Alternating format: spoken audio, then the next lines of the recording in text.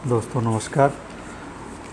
कथा कहानी में आज सुनते हैं अमेरिकी लेखक फ्रांसिस स्टीग मूलर की कहानी फॉरेनर का हिंदी अनुवाद परदेसी। अमेरिका के न्यू हेवन में जन्मे स्टीग मूलर न केवल प्रसिद्ध कथाकार हैं बल्कि अच्छे अनुवादक भी रहे हैं। उन्होंने अच्छा यात्रा वृत्तांत भी लिखा है और महज 19 साल की उम्र में ही उन्होंने अंग्रेजी नाटककार बेन जॉनसन की काल्पनिक जीवनी भी लिख डाली थी। तो ऐसे ही थी ये कहानी प्रस्तुत करते हैं। इसका अनुवाद किया है श्री तिलक ने और ये प्रभात प्रकाशन नई दिल्ली द्वारा प्रकाशित है, जो कि विश्व प्रसिद्ध लोकप्रिय कहानियों में इसे शामिल किया गया है। वहीं से साभार इसे ले रहे हैं। नेमा से निकलते समय यदि मेघ न बरस रहा होता तो मैं पैदल ही घर चला जाता। घर पास ही था और रास्ता पेचीदा न था। छायादार चौड़ी सड़क के उस सिरे पर 2 गलियां छोड़कर तीसरी में मुड़ना पड़ता है और फिर वहां से आधे ब्लॉक और आगे मेरा घर है। तो खैर मैंने एक टैक्सी की। मुश्किल से एक क्षण लगा होगा कि मुझे ऐसा अनुभव हुआ मानो टैक्सी का वृद्ध चालक जिद्दी और चित्त की अस्थिरता से ग्रस्त है। जो ही वह पहली वाली गली में मुड़ा मैं नहीं चिल्लाया। 2 ब्लॉक और वह कुछ मिनमिनाया और बड़ी सड़क की चढ़ाई पर उसने तेज़ी से टैक्सी बढ़ाई। फिर पल भर बाद ही दूसरी गली में मुड़ा। नहीं, मैं पुनः चिल्लाया, कृपया अगली गली में। अगली गली मेरी है, ग्रिनेल्ले वाली गली।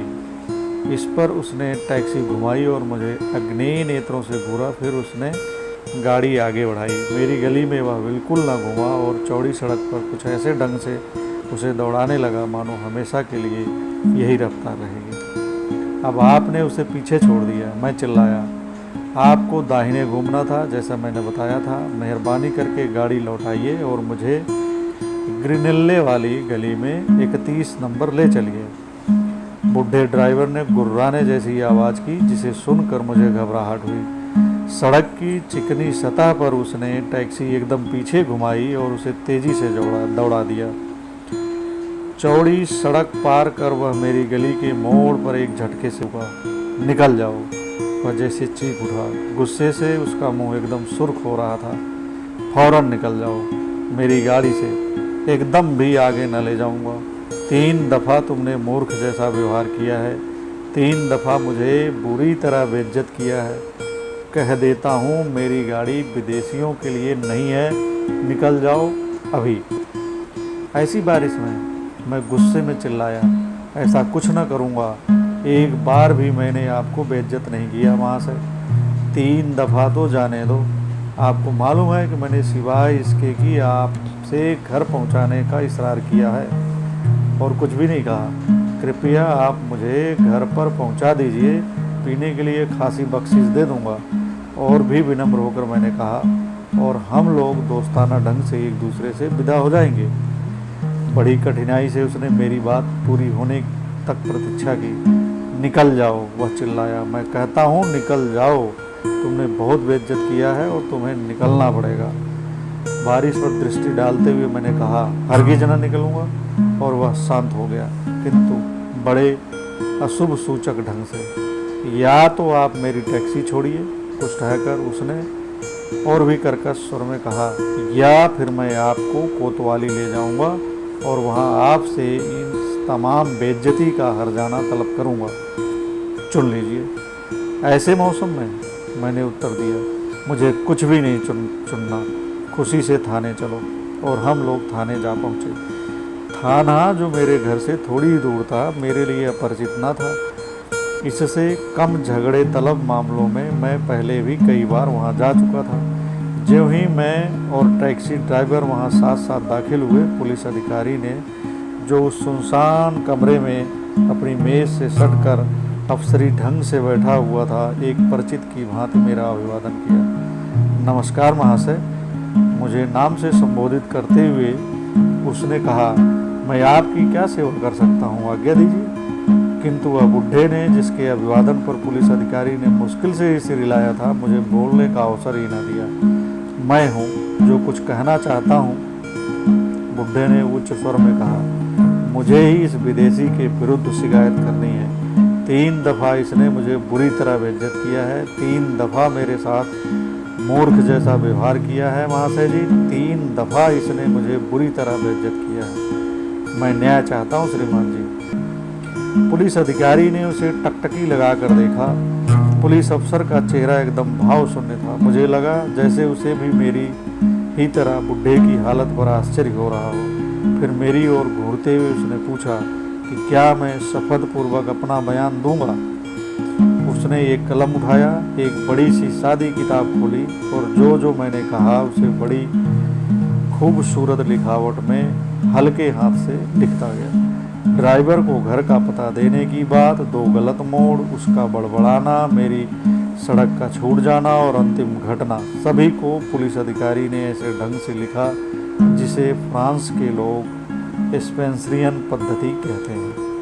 1 या 2 बार पुलिस अधिकारी ने मुझे बीच ही में टैक्सी ड्राइवर को डांटने के लिए, जो गवाही के विभिन्न स्थलों पर बड़बड़ाने लगा था, टोक दिया। मेरी बात खत्म होने के बाद वह कुछ देर तक कुछ लिखता रहा। बड़े सुंदर और अलंकारिक ढंग से अपना लेख समाप्त कर उसने अंतिम पंक्ति सुनाई और मुझे धन्यवाद दिया। फिर वह टैक्सी ड्राइवर की ओर घूम पड़ा। अब आप कहिए, उसने बड़ी रुखाई से कहा, तुम भी बयान दो ताकि मैं इस उलझे हुए मामले को तय कर सकूं। किंतु बुढ़े के पास कहने को कुछ था ही नहीं। 3 दफ़ा, केवल इतना ही वह अपनी क्रोधपूर्ण और भारी सी आवाज़ में कह सका। मेरी तरफ घूरते और पुलिस अधिकारी की ओर हाव व्यक्त करते हुए उसने कहना शुरू किया, 3 बार महाशय, 3 बार इन्होंने मुझसे मूर्ख जैसा व्यवहार किया है और 3 बार मुझे बेइज्जत किया है। इस विदेशी से यह सहन नहीं किया जा सकता महाशय। पुलिस अधिकारी ने खींचते हुए अपनी पुस्तक पर दृष्टि डाली जिसमें ये आरोप ठीक से अंकित थे। लेकिन हालात तफसील से बताओ, जब तुम इनके साथ थे क्या क्या हुआ? अगर ये बातें जो इन्होंने बताई हैं ठीक नहीं हैं, पुलिस अधिकारी ने मुझ पर क्षमा याचना पूर्ण दृष्टि डालते हुए कहा, तो उन्हें ठीक करके बताओ। किंतु इस बार पुनः केवल 3 मर्तबा ही कह सका और पुलिस अधिकारी ने अपना कलम झटक कर रख दिया। बिल्कुल स्पष्ट है, उसने बड़ी दृढ़तापूर्वक निश्चयात्मक स्वर में मुझसे कहा कि आपको ही इस मामले में कष्ट उठाना पड़ा है। मुझे अपना यह फैसला कि यह बुढ़ा आपको बिना भाड़ा लिए घर तक पहुंचाए व्यक्त करते हुए प्रसन्नता है। आप कृपा करके मुझे अपने कागजात एक नज़र डाल लेने दें। इन मामलों में यह कानून जरूरी है। मामला मैं अभी खत्म कर दूंगा, परिचय पत्र लाइए जरा। यह सुनते ही मेरा हृदय लंगर की तरह डूब गया। दिमाग में अध्ययन कक्ष की मेज और उस पर भूल से पड़ रह गया परिचय पत्र उभर आया। परिचय पत्र जिसे फ्रांसीसी कानून के अनुसार विदेशियों को हर समय अपने पास रखना चाहिए। जोरदार वर्षा के कारण महाशय, जल्दी में मैंने सिर्फ इतना ही कहना मुनासिब समझा। मैं उसे घर पर छोड़ आया हूँ ताकि नमी से वह खराब और शायद बर्बाद ना हो जाए। सवेरे मैं आसानी से महाशय जी, मैं उम्मीद करता हूँ कि इससे आपकी ज़रूरत पूरी हो जाएगी। जो मैं अनुभव करता हूँ बड़ी सख्त और आवश्यक है। किंतु मैं तो अक्षम्य अपराध कर बैठा था और इसी से सारा मामला उलट गया। इससे काम न चलेगा, पुलिस अधिकारी ने कठोरतापूर्वक कहा और उसका चेहरा वज्र की भांति कठोर हो गया। यह ठीक है कि आप कल सवेरे अपना परिचय पत्र ले आएंगे, मगर मौजूदा हालात को मद्देनज़र रखते हुए मैं अपना फैसला बदलने पर मजबूर हो गया हूँ। चूँकि पानी बरस रहा है, मैं इस सज्जन से प्रार्थना करूँगा कि वह आपको आपके दरवाजे तक पहुँचा दे। लेकिन आपके लिए भी यह ज़रूरी होगा कि आप इसे न सिर्फ शुरू से आखिर तक का किराया दें, बल्कि इस तमाम वक्त का भी पैसा दें जो यहाँ आने में ख़राब हुआ है। मेरा ख्याल है, उसने बुढ़े से कहा, कि तुम मीटर चलता छोड़ आए हो। टैक्सी ड्राइवर ने सिर हिलाया और पुलिस अधिकारी उठ खड़ा हुआ। तो फिर अलविदा। उसने बिना मुस्कुराए कहा, भूलिएगा नहीं महाशय, कल सवेरे याद रखिए। और हम लोग जैसे साथ साथ गए थे वैसे ही पुलिस दफ्तर से वापस चले आए। जिस समय निर्णय बदला गया था उस समय मैंने उस आरोप लगाने वाले बुढ़े की आंखों में एक चमक सी आते देखी थी, किंतु उसने अपनी ओर से अपनी विजय का कोई संकेत नहीं दिया। बाद में भी उसने ऐसा ही किया। बिना एक शब्द कहे वह मुझे मेरे घर तक ले गया। घर जाने पर जब मैंने उसे ठीक वही किराया जो उसने मांगा था यत्नपूर्वक गिनकर दे दिया तो वह बोला, महाशय लगता है काफ़ी बख्शिश देने का वायदा भूल गए, और शायद यह भी कि हम लोग दोस्ताना ढंग से एक दूसरे से विदा लेंगे। धन्यवाद, मिलते हैं।